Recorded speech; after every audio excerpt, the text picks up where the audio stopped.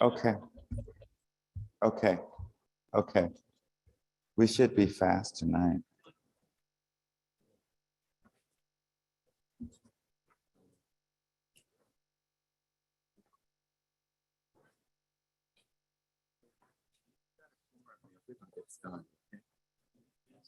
Ready?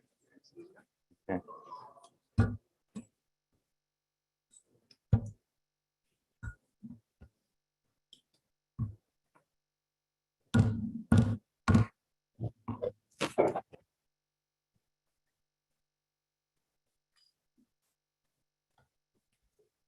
Too much drama. The Committee on Ways and Means for November 23rd, 2021 is now called to order. I will call on Councilmember Mitchell for our invocation. Councilman Mitchell. Thank you. Let's bow our head. Dear God, that we come here today to do the business that is set forth before us. You know, Thanksgiving is coming, but remember that every day is Thanksgiving. Unless we be minded of the people who are less fortunate than we are, that we can give thanks that God have blessed us, that we have what we have, and we are sitting in these seats that belongs to the people in the community. That we are not here for any personal gain, but here to serve the people in the city of Charleston. We have our respective districts, but we're still here to serve everyone who lives in the city of Charleston. So remember the less fortunate, as I said, and let us be mindful that one day we might fall on that same side also. Thank you. Amen. Amen. Item number So 2. moved. I don't hear yes. Do I hear first? So I move moved. for approval. Moved and properly seconded. All in favor of approving the minutes for November 9th, 2021, say aye. Mr. Chairman, Aye. Mr. Chairman, Yes. Councilmember Griffin. I'd like to ask a question regarding. Turn your mic on. You have to hold down the mic. Thank you. I believe we had a vote at our Ways and Means Commission at our last meeting. And right now we only have 12 members of council, including the mayor.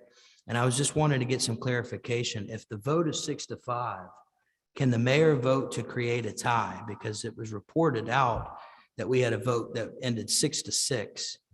And I don't believe that is the case. I know he can vote to 5-5, same deal though. He voted, and I don't believe he can vote to make a tie. I know he can vote to break a tie, but I'd like some clarification on that because while we have an even number, that could create a problem.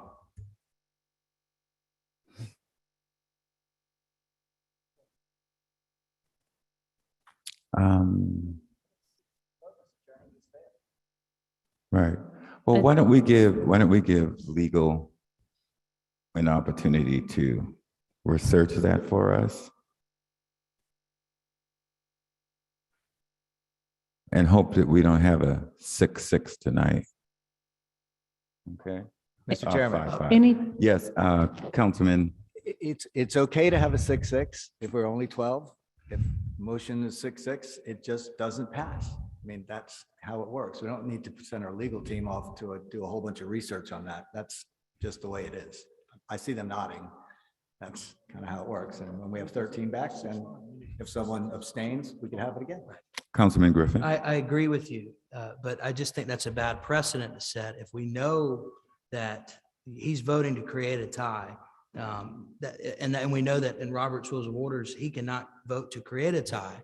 We shouldn't just break the rules because it makes sense or because it seems logical. We've got to follow Robert's Rules of Order. I can respond to that, Mr. Chairman. That's in an instance where the chair doesn't normally get a vote and only votes if there is a tie. Like, for instance, in the Senate of the United States. But here, the mayor is a voting member of our council, and so his vote's the same as anybody of ours. So He's a council member. he can vote last and create a tie. It's just because he votes last. Because he is a member of council, yes. Any further discussion? Mr. Chairman, Yes, council member. I actually think that has to be researched because depending on which side of the issue you're on, that tie can prevent something from passing. I actually think, and we don't need to get it tonight, but I do believe council should research that. I don't believe you can vote. I think Councilman Griffin is right to create the tie because it will prevent business from going forward. Again, depending on what side of the issue you're on. So we'll just ask them to research it. That's all. Carl? Carl? Yes. Mr. Chairman, Chip has he's screen sharing a portion of the code that addresses this. Okay. Chip, we can hardly see it, but Chip, you're on. Oh, sorry. Sorry, Jennifer. Yeah, so Robert's rules applies if there's not something in our code that says differently, and 2-45 provides the mayor votes in all cases, and if there's if as a result of that, council is equally divided, the question is decided in the negative. So you still have to have a majority, even with the mayor that doesn't. He has to recuse himself if he needs to be recused, but otherwise he gets to vote in all cases, which is different from Robert's rules, but our ordinance trumps Robert's rules. Thank you for that clarification. okay, thank you. Yes, sir. Any further discussion? Okay. We were at bids and purchases, weren't we? Okay. Bids and, Did we vote to approve the minutes? I think we did. Yeah. Okay. Bids and purchases, I move for approval. Second. moved and properly seconded. Any discussion on bids and purchases? All in favor, say aye. Aye. The ayes have it. Item Second. moved and properly seconded. All in favor? Aye. Opposed? The ayes have it. Item 7, Six. I'm Six. sorry, item 6, Move for approval. A second. moved and properly seconded. Any discussion? All in favor, say aye. Aye. Aye. Aye. The ayes have it. Item 7, Move for approval. Second. moved and properly seconded. Any discussion? All in favor, say aye. Aye. The ayes have it. Item 8, Move for approval. Second. moved and properly second. Any discussion? All in favor, say aye. Aye. The ayes have it. Item number 9, Second. moved and properly seconded. Any discussion? All in favor, say aye. Aye. The ayes have it. Item 10, For approval. moved and properly seconded. All in favor of item 10, say aye. Aye. The ayes have it. Item 11, budget, finance, and revenue collections, I move for Move- approval. Second. moved and properly seconded. Any discussion on item 11? All in favor, say aye. Aye. The ayes have it. Item 12, Joint Committee on Real Estate and Committee on Recreation. Chairman Shade will take us through them. Thank you, Mr. Chairman. The joint committees on real estate and recreation met yesterday afternoon at 3:00. We addressed a handful of items that were of joint importance to both committees. The first one is an ordinance authorizing the mayor to execute on behalf of the city a license agreement between the city of Charleston and the Charleston Boxing Club. This is the agreement to allow the boxing club to use principally the ground floor. As you know, this building went through an extensive renovation. There are accommodations to allow for the property to be used for the community. And the second floor has also been renovated, but there's some restrictions on access to the second floor. We will have a city employee who will open and close and do just general oversight of the property. But they have a certain schedule available as to the use of this property. We unanimously approved for that property, for that agreement to be executed by the mayor, and I so move. Second. Moved and properly seconded. And All I'm sorry, go ahead. all in favor, say I got a aye. question. Aye. Question? You had a question. Question. Okay, it said on the second floor, they're gonna have some things that you can't do so far the second floor. that mean for handicap or something like that? The people who are handicapped or something go up to the second floor, because the neighborhood association normally use that building, which is our North Central Neighborhood Association. That issue came up in our meeting. And the reason why we're not saying the second floor should be used for community meetings is because of the accessibility issue. So they wouldn't be able to use it at all. I mean, they can use it, but for a public meeting, which requires accessibility, the first floor would be the appropriate place for that meeting. That's why I was asking, because the first floor is normally, the boxing club would probably use the first floor. So if, excuse me. if the neighbors- Community meetings are usually after 6. No, they're in the morning. They're in the morning. Yeah.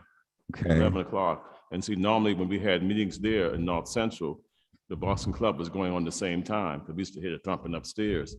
And that's where the neighborhood association was using that building for years and years and years and years for the neighborhood meeting for the North Central. And once it was closed, then we were using former council member James Lewis Church to have the meetings. You see, so that's a little different now.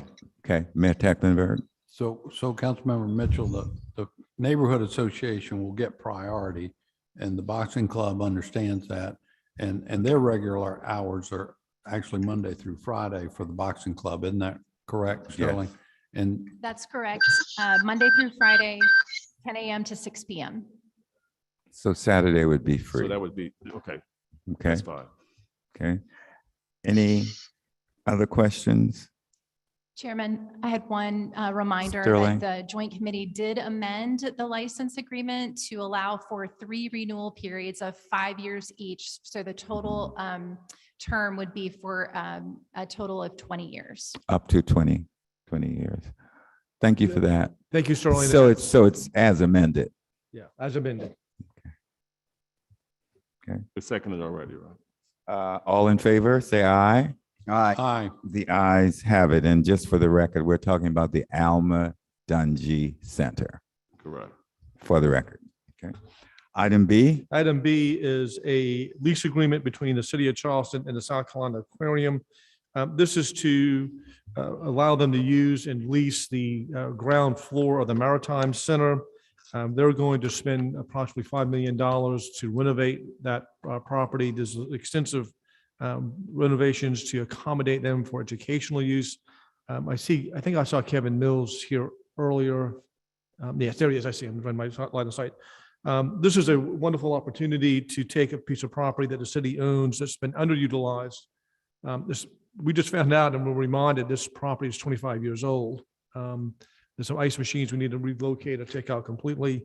But they'll have a long-term lease with this property based on their extensive renovation of it. That also passed unanimously as well, and I so move. Moved and properly Second. seconded. Any discussion? All in favor, say aye. Aye. The ayes have it. Item C. Item C is a resolution authorizing the mayor to execute a temporary access easement in the form of approval by the legal department for the northern Pitchfork. This is to sort of move this project along, quite frankly, with this property on Johns Island for the development the Beach Company has planned for that. That was also approved unanimously. Motion.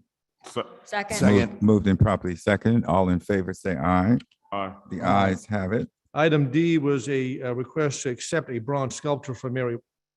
We saw a rendition of that sculpture. This will go in the city's waterfront park, which will be a wonderful addition to enhance the park. That also was approved unanimously, and so move. Second. All in favor, say aye. Aye. Ayes have it. Item E.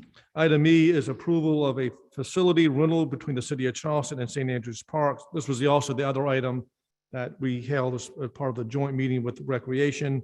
That is for the SMRT swim team from November of 2021 to March of 2022, and that was also unanimously recommended for approval, and I so move. Question? Yes. But that's the ML King pool?